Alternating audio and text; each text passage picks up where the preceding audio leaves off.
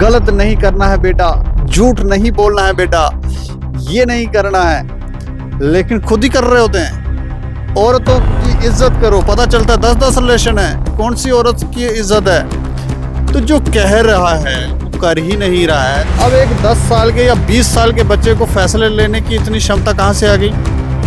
कई लड़कियों या लड़कों को हम देखते हैं, मुझे वो वाला पसंद है, मुझे ये वाला पसंद आ गया। अच्छा, 4 दिन में वो डाइवर्ट भी हो जाते हैं, ये वाला ठीक नहीं था, ये वाला ठीक है। ये कोई यहाँ पर आलू बटाटे बिक रहे हैं, हो क्या रहा है। जिन्हें आप बख्शक कहना चाहते हो, जब मान रहे हो, जैसे पशु तस्कर हो गए, नशा तस्कर हो गए, या फिर हवस के भेड़िए हैं, ये लोग हो गए, और भी कई सारे लोग हैं। काम से आप दूर हैं, आप सोसाइटी में देखें काम से दूर हैं, इधर पार्कों में जाके देखें तो क्या कर रहे हैं लोग।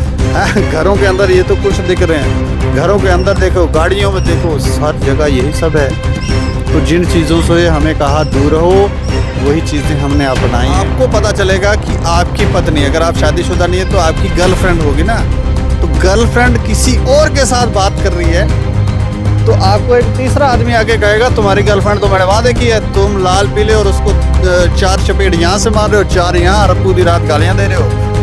तो समाज में जब भी कुछ गलत होता है तो एक पत्रकार ऐसा है, वो आवाज़ उठाता है, और जब वो आवाज़ उठाता है तो वो खबर वहाँ तक पहुँच जाती है जहाँ तक वो पहुँचनी चाहिए, और उसके बाद जल्दी उस पर एक्शन भी होने लगते हैं। इस समय हमारे साथ सीनियर जर्नलिस्ट दीपक सिंह जम्वाल जी हैं। सर, स्वागत है हमारे चैनल में आपका। धन्यवाद। सर, किस तरीके से आप खबर करते हैं? खबर करने का आपका तरीका भी यूनिक है, और जब खबर आप करते हैं तो कहीं ना कहीं लोग उस खबर को इतना ज़्यादा ध्यान से सुनते हैं, क्या कहेंगे?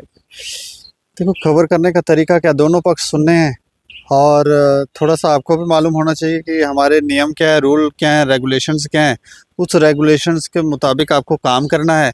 किसी एक पार्टी का पक्ष नहीं लेना है, उससे पैसे नहीं लेने हैं, गलत काम नहीं करने हैं। और जब आप ये सब नहीं करेंगे तो एजेंसियां भी ध्यान देती हैं कि हाँ निष्पक्ष तरीके से काम हुआ है, और फिर वो भी वेरीफाई करती हैं। उन्हें भी पता लगता है कि हाँ नहीं, ये बात जो है वो सही कही जा रही है, और इसलिए जहाँ आवाज़ पहुँचनी चाहिए वहाँ पहुँचती है, और फिर काम भी होता है। दीपक जी, सबसे बड़ा समाज में बख्शक आप किसको मानते हैं? क्या मानते हैं? बख्शक, बख्शक, राक्षक, बख्शक। रक्षक। देखो, बहुत सारे समाज में कुरीतियाँ हैं। किसी एक को कुछ अदृश्य ताकतें होती हैं जो हमें दिखती नहीं है, जो अच्छे लिबास में, अच्छे चोले में आपके सामने आती हैं, अच्छी अच्छी बातें आपको करती हैं, आप उनके फ़ैन हैं, आप कह रहे हैं कि इनसे अच्छा कोई नहीं है। जबकि आप अगर थोड़ी डेप्थ है आप में, आपको समझ आएगा कि वही ताकतें ऐसे काम समाज में करवा रही हैं जिसकी आप कल्पना भी नहीं कर सकते हो। तो आपको ये ध्यान रखना है कि जिसे आप ये समझ रहे हैं कि ये समाज का सबसे अच्छा इंसान है, उसके बारे में वेरीफाई करना है। जो वो कह रहा है, क्या वो कर भी रहा है। कई बार आपने देखा होगा, नेता होते हैं या बड़े-बड़े लोग हमारे घरों में भी आप देखेंगे तो आपको कहते हैं गलत नहीं करना है बेटा, झूठ नहीं बोलना है बेटा, ये नहीं करना है, लेकिन खुद ही कर रहे होते हैं। औरतों की इज्जत करो, पता चलता है 10-10 रिलेशन है, कौन सी औरत की इज्जत है। तो जो कह रहा है वो कर ही नहीं रहा है, तो ऐसा नहीं है कि उस पर ध्यान नहीं है, उसके आसपास के जो लोग हैं वही उसके ऊपर ध्यान रखते हैं। कई लोगों के साथ जब कोई आप गलत करते हैं तो एक आप मार्ग बनाते जाते हैं, रास्ता बनता रहता है, पीछे आवाज़ें उठती रहती हैं, और वही लोग जो हैं वो आपके बारे में बताएंगे कि भैया ये शख्स जो है वो कैसा है। तो समाज को सही आईना दिखाने की ज़रूरत है, और हम दिखा रहे हैं, इसलिए लोगों को अच्छा लगता है, पसंद भी आ रहा है। सोसाइटी जो है अवेयर भी हो रही है, काम भी कर रही है, सही मार्ग पे भी आ रहे हैं, तो अच्छा है। तो इसलिए जिन्हें आप बख्शक कहना चाहते हो, जब मान रहे हो, जैसे पशु तस्कर हो गए, नशा तस्कर हो गए, या फिर हवस के भेड़िए हैं, ये लोग हो गए, और भी कई सारे लोग हैं। नशा करके आप देखेंगे लोग, कोई नाली में गिरा हुआ है तो कोई यहाँ गिरा हुआ है, तो ये भी हैं। लेकिन कुछ ऐसी ताकतें भी हैं जिनकी वजह से ये हैं। तो उन वजहों को भी देख कर अगर आप बात करेंगे तो आपको रिजल्ट भी पॉजिटिव आएगा, और लोग भी समझेंगे, क्योंकि जहाँ आपको अटैक करना है वो सही जगह होनी चाहिए। वो ऐसा ना हो कि बेकसूर या इंसान को आप मरवा दो। आपको वहीं अटैक करना है जो उसका मास्टरमाइंड है। अगर वो मास्टरमाइंड पे अटैक होगा तो ऑटोमेटिकली स्थितियाँ ठीक हो जाएंगी, क्योंकि वो ताकत देने वाला आदमी है, और जब वो ताकत अपने पीछे करेगा तो सोसाइटी खुश हो जाएगी। दीपक जी, जम्मू कश्मीर की बेटियां कितनी सुरक्षित हैं? आए दिन आप भी खबरें करते हैं, हम लोग भी खबरें करते हैं, किस तरीके के मामले जो हैं वो सामने आते हैं। देखो, सुरक्षित तो इसमें मेरे हिसाब से बहुत सारी अभी परेशानियां हैं। सुरक्षित हैं और नहीं भी हैं।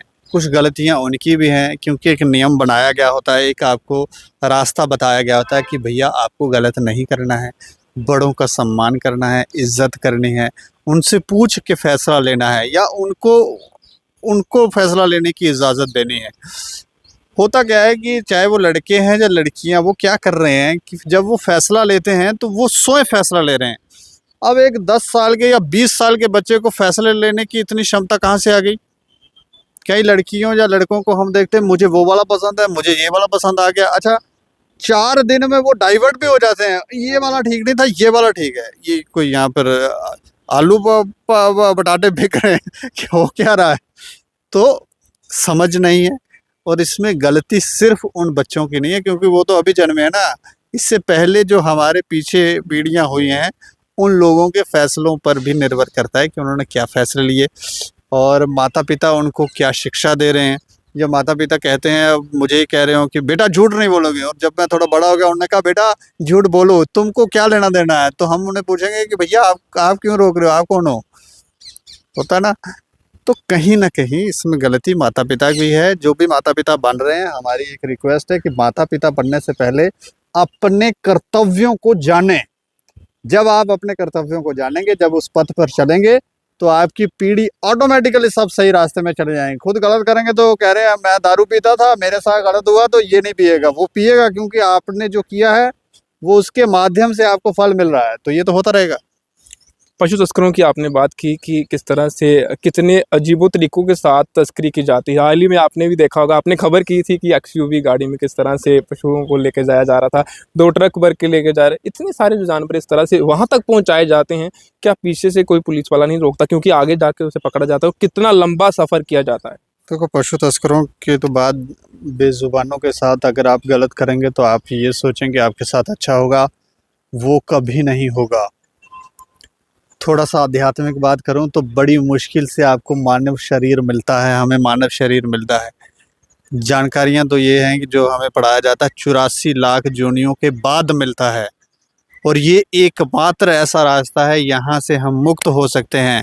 यहाँ से हम ये डिसाइड कर सकते हैं कि हम यही शरीर रखेंगे, हम कुत्ता बनेंगे, हम बिल्ला बनेंगे, हम पेड़ बनेंगे, हवा बनेंगे, मिट्टी का कण बनेंगे, क्या बनेंगे, ये सब हम डिसाइड करते हैं। लेकिन हमें इसका पता ही नहीं है, और हम वो कर रहे हैं जो नहीं करना चाहिए, और कर रहे हैं तो भुगत भी रहे हैं, क्योंकि हम यहाँ से बाहर जाने का कोई रास्ता नहीं बना पा रहे हैं।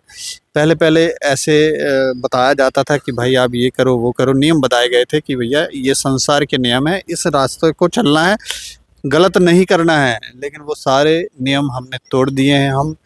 हमें कहा गया लोभ से आप परे रहो, लोभ, सब लोभी यहाँ पे ज़्यादातर तो आपको लोभी देखेंगे। मोह से पीछे रहो तो आप देखेंगे माता पिता ही नहीं छोड़ पा रहे, उन्होंने कहा मेरा बच्चा मेरे को बहुत बहुत प्यारा है, अरे उसको उसको करने नहीं देते हैं। किसी ने कुछ कहा तो उसके पीछे पड़े हुए हैं। उन्होंने कहा काम से आप दूर हैं, आप सोसाइटी में देखें काम से दूर हैं, इधर पार्कों में जाके देखें तो क्या कर रहे हैं लोग, हैं? घरों के अंदर ये तो कुछ दिख रहे हैं, घरों के अंदर देखो, गाड़ियों में देखो, हर जगह यही सब है। तो जिन चीज़ों से हमें कहा दूर रहो, वही चीज़ें हमने अपनाई हैं, तो फिर जो होगा तो वो होगा ही होगा, उसको कोई नहीं रोक सकता है। हम सिर्फ इतना कह सकते हैं कि भाई मत करो, क्योंकि हमने भी इधर जन्म ले लिया है, भुगतना तो हमको भी है, क्योंकि हम भी आप ही के संसार का एक कण है। संसार पे आपदा आएगी तो हम पर भी आएगी। हाँ, हमारा कर्म हमें बचा ले तो बात अलग है, लेकिन हैं इसलिए हम कहते हैं कि भैया मत करो, इसलिए खबरें कर रहे हैं कि थोड़ा अपने आप को, लोगों को बचा लें। नहीं बचते तो क्या करेंगे? क्योंकि नशे को किस तरह से देखते हैं आप? नशा आपने देखा किस तरह से हर हर रोज पुलिस रेड कर रही है, पहुंच रही है, नशा काफ़ी सारा मात्रा में पाया जा रहा है। और हाल ही में पिछले दिनों खबर की 21 साल की लड़की जो कि यूनिवर्सिटी में नर्सिंग ट्रेनिंग कर रही है, उसके पास से भी 231 ग्राम पेटा पकड़ा जाता है। देखो, ये एक बहुत बड़ा नेक्सस है, और नशा करने वाले सिर्फ एक व्यक्ति खत्म नहीं हो रहा है, वो पूरा का पूरा अपना परिवार भी खत्म कर रहा है और पीढ़ियों को भी खत्म कर रहा है। पहले हमारे कुछ ऐसी ताकतें हुई जिन्होंने हमारे देश को तोड़ना चाहा, तो उन्होंने कहा कैसे टूटेगा।